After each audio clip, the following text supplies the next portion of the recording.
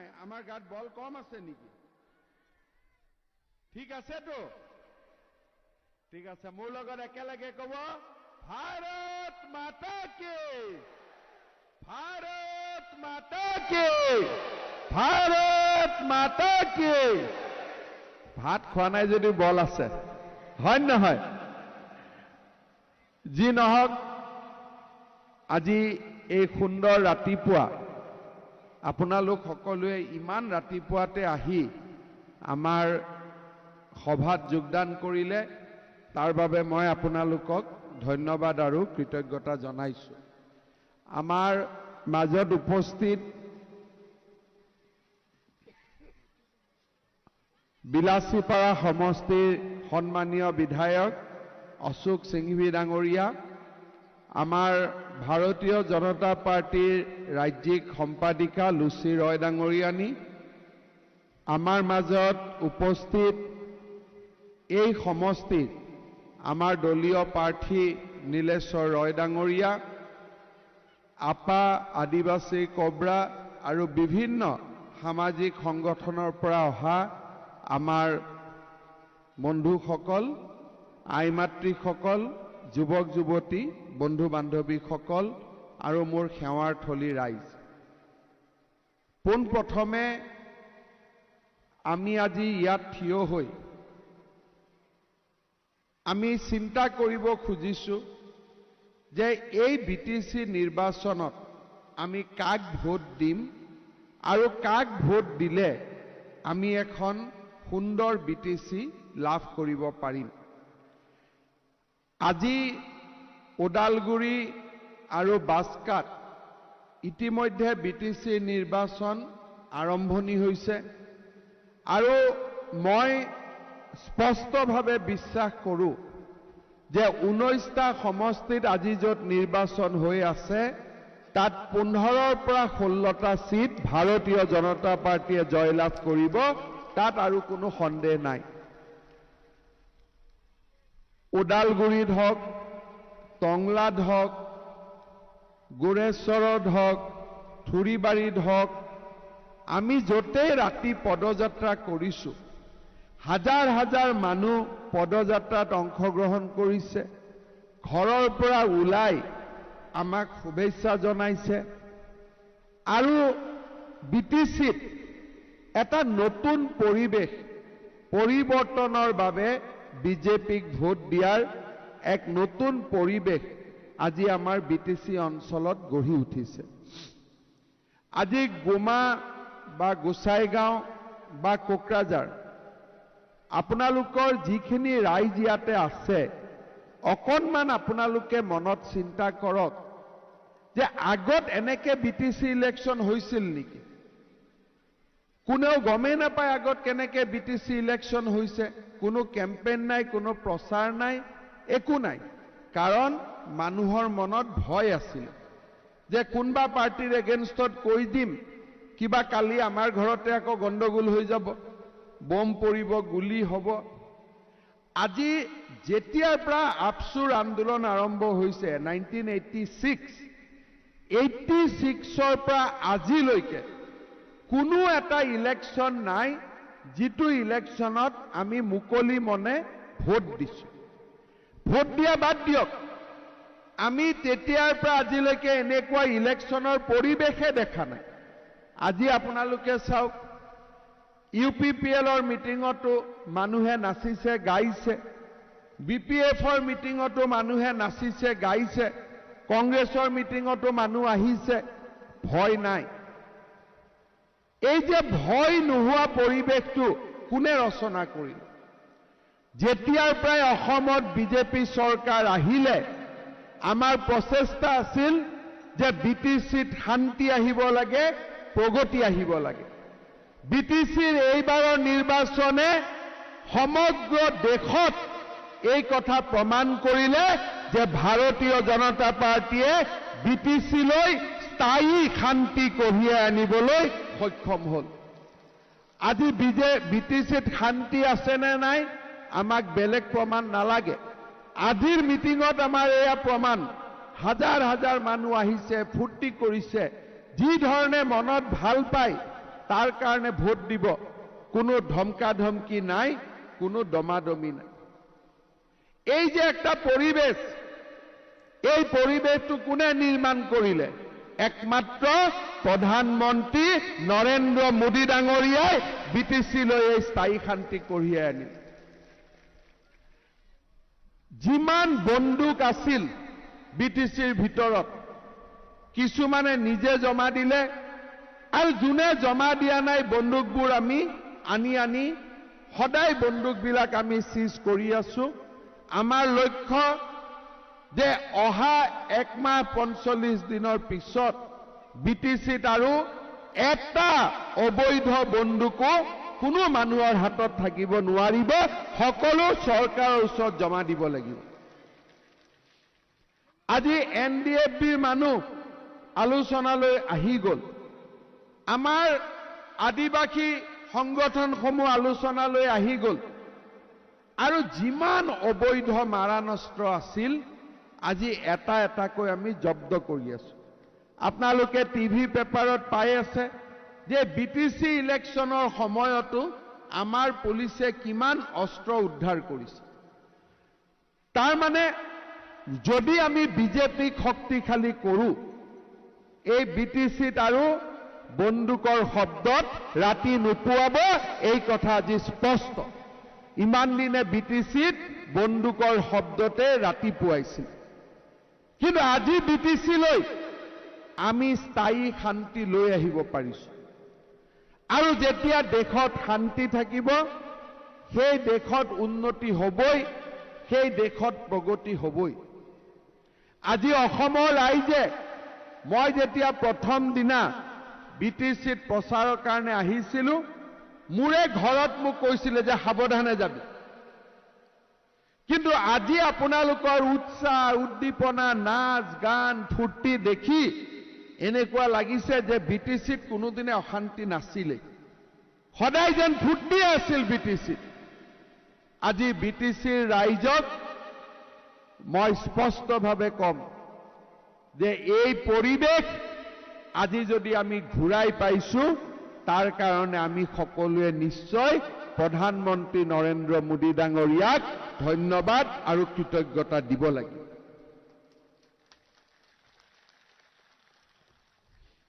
আজি ৰাইজ বিটিসি নিৰ্মাণ হল 17 বছৰ পূৰ্ণ হৈ গল বিটিসি কি হল কি নাই হোৱা আমি সকলোৱে আমাৰ ভাষণত কৈছো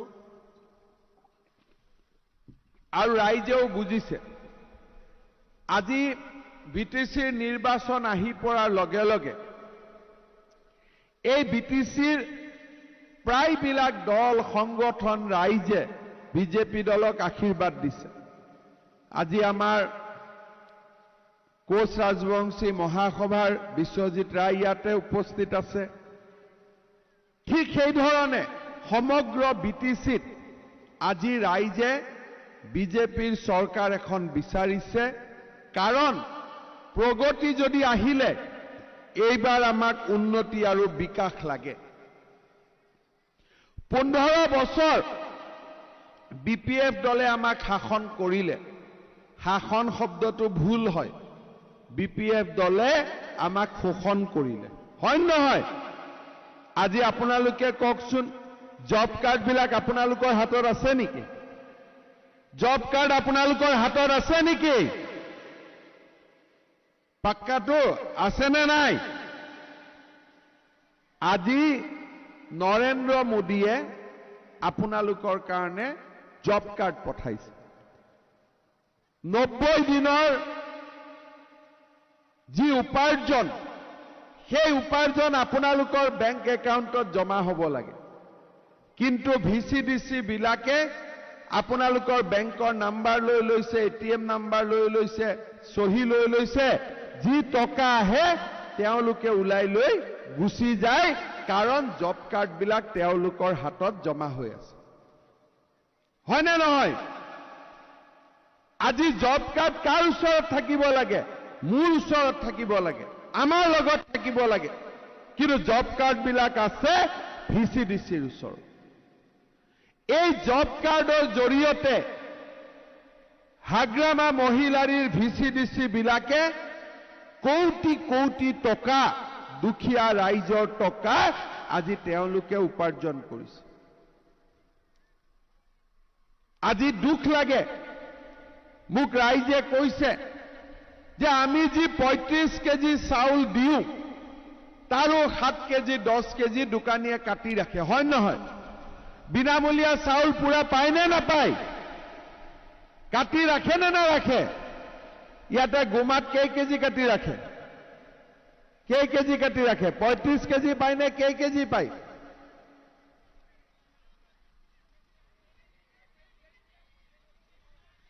কিমান পায় নীলেশ্বৰ? 25 কেজি 20 আপোনালোকৰ নামত আহে 35 কেজি। বেলেগ জেগাত মোক কৈ আছে 10 কেজি কাটে, ইয়াত আপোনালোকে কৈ আছে 20 কেজি আপোনালোকে পায় নে 25 পায় নে 20 পায়? 20 সঁচাই কৈছে নে এনেই কৈছে? কেই কেজি? প্ৰত্যেক মাহত 35 কেজি আপোনালোকৰ নামত চাউল আহে, আপোনালোকক দিয়ে 20 কেজি, 15 কেজি কাটি ৰাখে। এইটো অন্যায় হয় নহয়? কিন্তু আপোনালোকে ভয়তে মোক নামাতে, ভাবে কি ঝামেলা হৈ যায় আকৌ ঠিক নাই, হয় নহয়? চহীটোতো মাৰিয়ে লয়। আজি আপোনালোকে চিন্তা কৰক যে জব কাৰ্ডো তেওঁলোকে ৰাখি থৈছে। প্ৰত্যেক মাসিক যি চাউল আহে বিনা পইচাৰ চাউল, তাৰো 15 কেজি তেওঁলোকে ৰাখি থৈছে। ঘৰ কিমানে পাইছে? চৰকাৰী ঘৰ কোনে কোনে নাই পোৱা হাত ডাঙক। ঘৰ কোনে কোনে নাই পোৱা?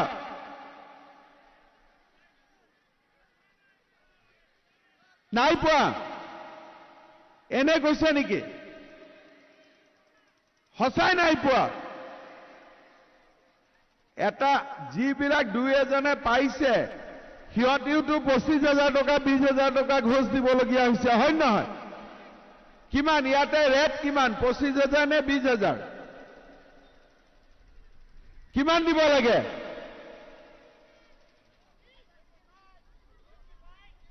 25।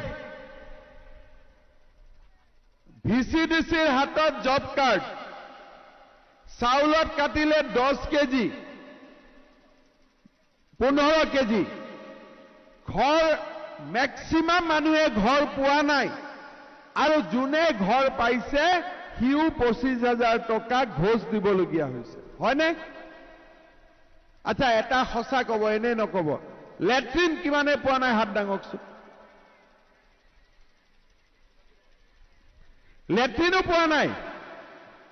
আৰু যিবিলাক লেট্ৰিন পাইছে এনে চালি দুখন লগাই থৈ দিছে, তাততো লেট্ৰিন কৰিব যাব নোৱাৰি, খালি চাব পাৰি, হয় নহয়? তাততো টয়লেট কৰিব যাব নোৱাৰি, খালি চাব পাৰি ৰাতিপুৱাই পুৱাই যে এইটো টয়লেট আছে, হয় নহয়?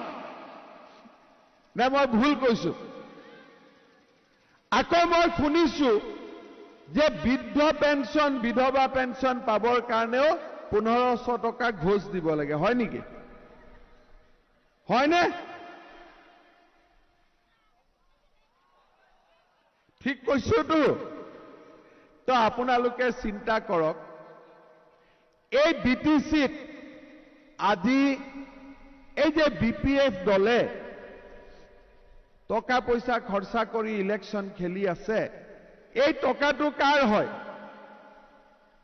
এই টকাটো সেইটোৱে টকা যিটো আপোনালোকৰ জব কাৰ্ডত আহি আছে, যিটো ঘৰৰ নামত টকা খাই আছে, যিটো চাউল কাটি ৰাখিছে, আৰু লেট্ৰিনৰ নামত যে পইচা খালে, এই গোটেইবোৰ টকাই এতিয়া সিহঁতি অলপ অলপ ৰাইজৰ মাজত খানা খুৱাই ঘূৰি আছে।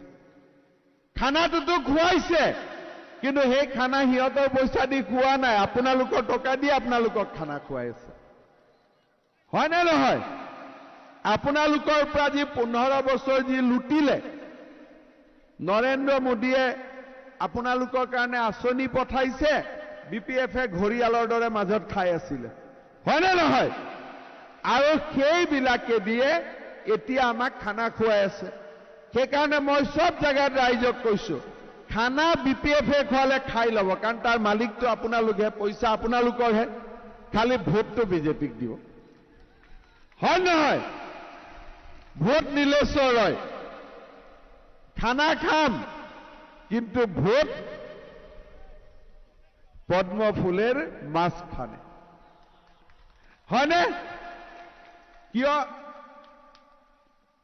এই BPF-ৰ মানুহবিলাকে 1 টকাও ঘৰৰ পৰা খৰচা কৰা নাই।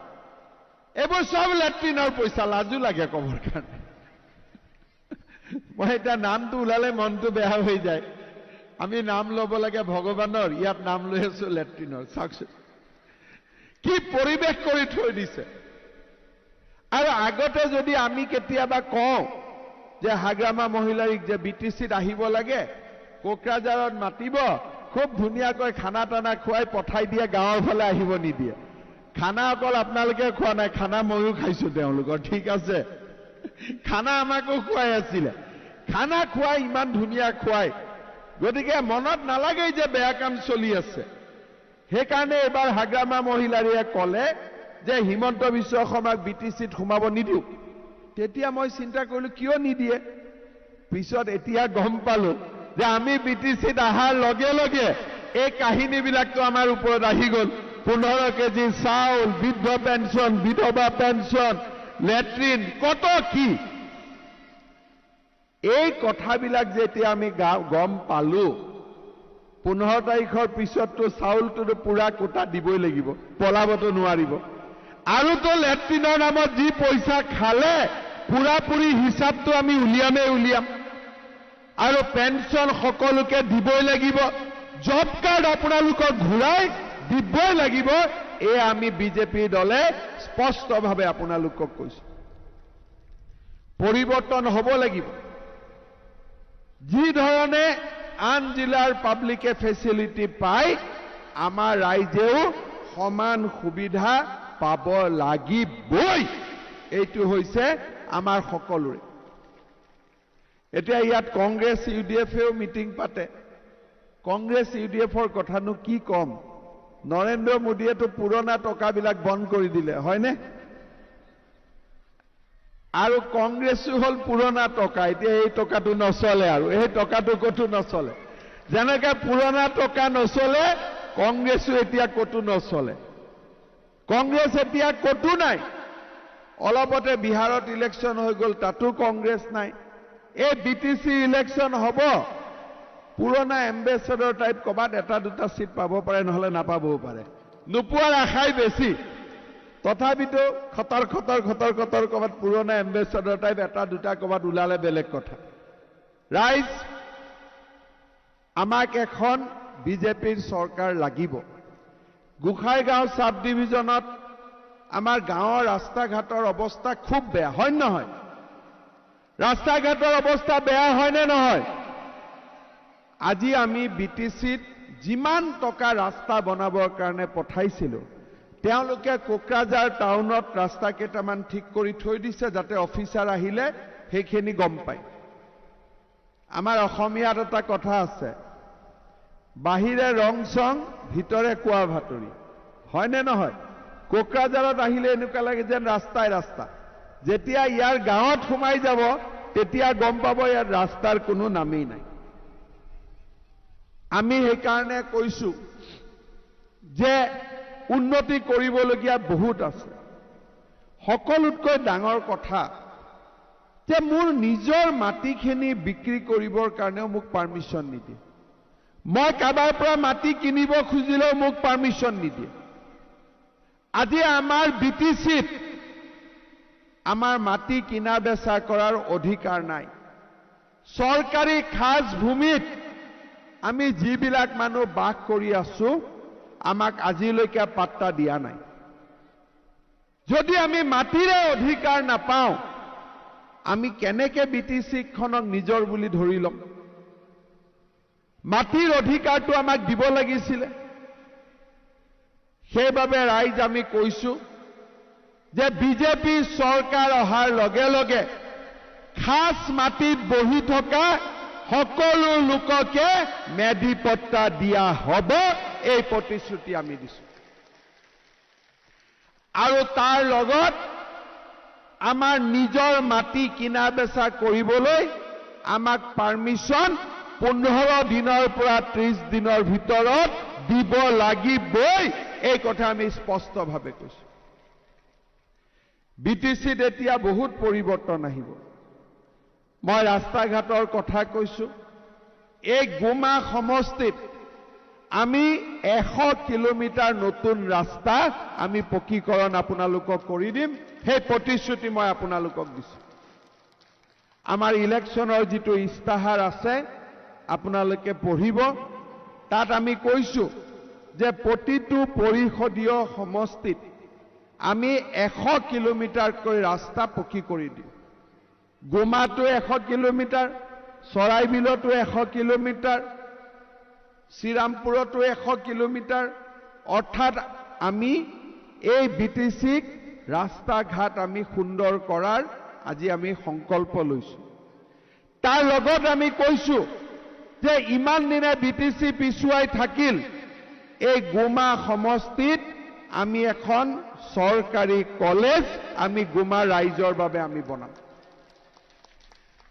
সায়েন্স থাকিব আৰ্টস থাকিব কমাৰ্চ থাকিব গোমাতে আমি কলেজখন বনাম আৰু আমাৰ ল'ৰা ছোৱালী সকলৰ কাৰণে 10 কোটি টকা খৰচ কৰি এখন আমি সুন্দৰ ষ্টেডিয়ামো গোমাবাসী ৰাইজক আমি উপহাৰ দিম মোক কৈছে যে গোমাত হস্পিটালো নাই ভাল এখন ধুনীয়া মডেল হস্পিটাল গোমাত মই নিজে দায়িত্ব লৈ বনাই দিম সেই প্ৰতিশ্ৰুতি মই আপোনালোকক দিছো মাটিৰ পাত্তা পাব হস্পিটালো হ'ব কলেজো হ'ব ৰাস্তাও হ'ব আৰু সকলোতকৈ ডাঙৰ কথা বিজেপি চৰকাৰ অহাৰ লগে লগে বিটিচিত আমাৰ সম অধিকাৰ থাকিব সম মৰ্যাদা থাকিব আমি আৰু তলমূৰ কৰি জীয়াই নাথাকো আমি সকলোৱে এইটোৱে বিচাৰিছো যে বিটিচিত যাতে কোনো ফাৰ্ষ্ট ক্লাছ সিটিজেন আৰু সেকেন্ড ক্লাছ সিটিজেন নাথাকে সকলোৰে যাতে সমান অধিকাৰ আৰু সমান মৰ্যাদা থাকে শ্ৰদ্ধাৰ ৰাইজ সমান অধিকাৰ আৰু সমান মৰ্যাদাৰ ওপৰত যেতিয়া বিটিচিত এখন চৰকাৰ গঠন হ'ব সকলো ৰাইজে চৰকাৰখনক আদৰি ল'ব সকলোৱে নিজৰ মনৰ কথা ক'ব পাৰিব দুখীয়া মানুহৰ ওপৰত অত্যাচাৰ বন্ধ হৈ যাব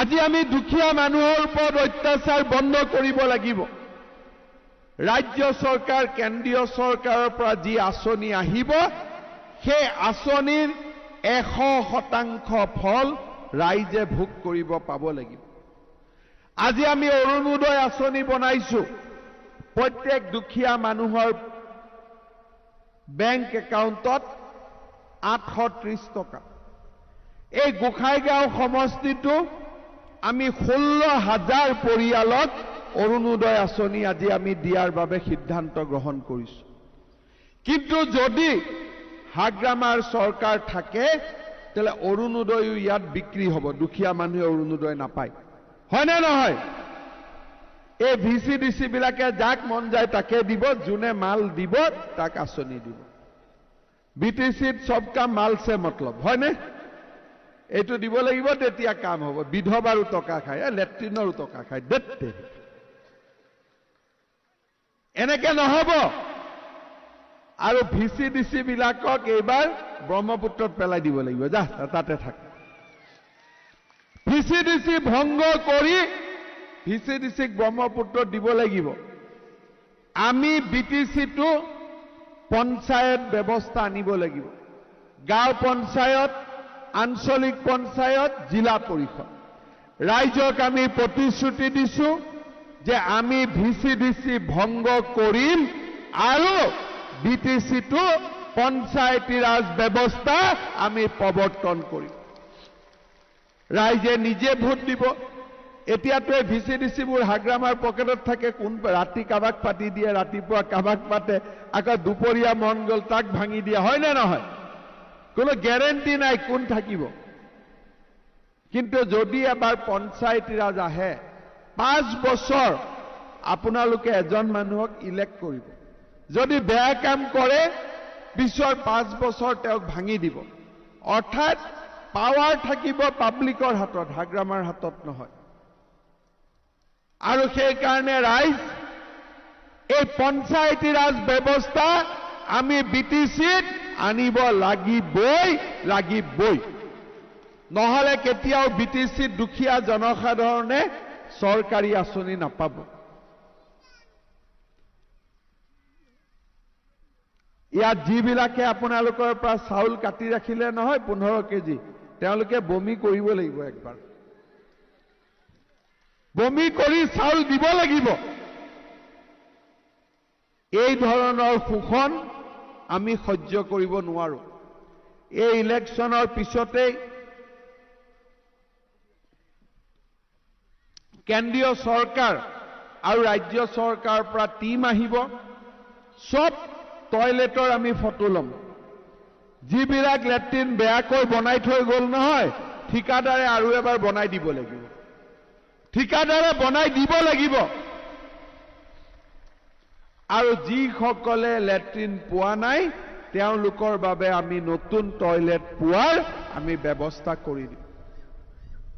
2022 চনত ভাৰতবৰ্ষৰ স্বাধীনতাই 75 বছৰত ভৰি দিব। নৰেন্দ্ৰ মোদী ডাঙৰীয়াই কৈছে যে আমাৰ দেশ যেতিয়া 75 বছৰ হ'ব, কোনো দুখীয়া মানুহ কেঁচা ঘৰত থাকিব নালাগে, সকলোৱে একোটাকৈ পকী ঘৰ পাব লাগিব। আজি আমি এই বিটি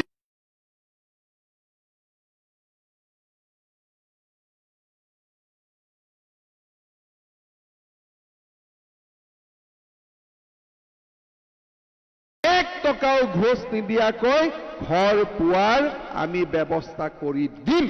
এই প্ৰতিশ্ৰুতি মই আপোনালোকক দিছো। শ্ৰদ্ধাৰ ৰাইজ, আমাৰ ওচৰত উন্নয়ন নাই আৰু আমাৰ ওচৰত সম অধিকাৰ নাই। বিটিচিত এনেকুৱা বহুত দুখ লগা ঘটনা ঘটি গৈছে যে যি লৰাই অকণমানো হাগ্ৰামা মহিলাৰ বিপক্ষে মাত মাতিছে, তেওঁলোকৰ ঘৰত মাৰ ধৰ বা দুই এটা ক্ষেত্ৰত ৰাজনৈতিক হত্যাকাণ্ডও বিটিচিত সংঘটিত হৈছে। আজি লফিকুলৰ হত্যাকাণ্ডৰ কথাও আমাৰ সকলোৰে মনত আছে। ইয়াতে মানুহে মাত মাতিব ভয় কৰিছিল। কিন্তু ৰাইজ, বিটিচিত এতিয়া আৰু আগৰ পৰিৱেশ নাই।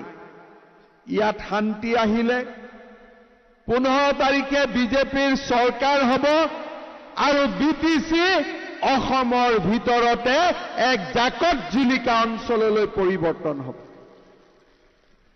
আপোনালোকে ৰাইজ গুমাত যেনে তেনে নীলেশ্বৰ ৰয়ক জিকাব লাগিব। বাকী জায়গাতো বিজেপি আহা এতিয়া কনফাৰ্ম হৈ গ'ল। কিন্তু গুমাত যদি আমি বিজেপিক জিকাও, তেতিয়াহ'লে চৰকাৰী আঁচনিবিলাক গুমা ৰাইজে সুন্দৰভাৱে লাভ কৰিব। ইয়াত আমি বিজেপি দলৰ প্ৰাৰ্থী হিচাপে নীলেশ্বৰ ৰয়ক আমি দিছো। আপোনালোকে আশীৰ্বাদ কৰিব। এটা সেৱালা পাব্লিক ৰাইজ, এটা সকলোৱে হাত চাপৰিৰে এটা আশীৰ্বাদ কৰক। খুব শুনক, আৰু অলপ ডাঙৰকৈ হাত চাপৰিব যাওক। আমাৰ দিনত নীলেশ্বৰ ৰয় ডাঙৰীয়াৰ হৈ মই আপোনালোকক প্ৰতিশ্ৰুতি দিছো, আমাৰ দিনত কোনো জব কাৰ্ড কেলেংকাৰী নহ'ব, কোনো লেট্ৰিন কেলেংকাৰী নহ'ব, দুখীয়া মানুহে ঘৰ পাব, চাউল পাব আৰু আপোনালোকে মাটি বাৰীৰ ওপৰত নিজৰ অধিকাৰ আপোনালোকে ঘূৰাই পাব। আমি যাতে সম মৰ্যাদা আৰু সম অধিকাৰৰ ভিত্তিত এখন নতুন বিটিসি আমি নিৰ্মাণ কৰিব পাৰো তাৰ বাবে আপোনালোকে বিজেপি দলক ভোট দি জয়যুক্ত কৰক তাৰ উপৰিও যিবিলাক গাঁও বিটিসিত থাকিব নোখোজে সেই গাঁওবিলাকো এইবাৰ বিটিসিৰ পৰা ওলাই যোৱাৰ আমি সুবিধা দিম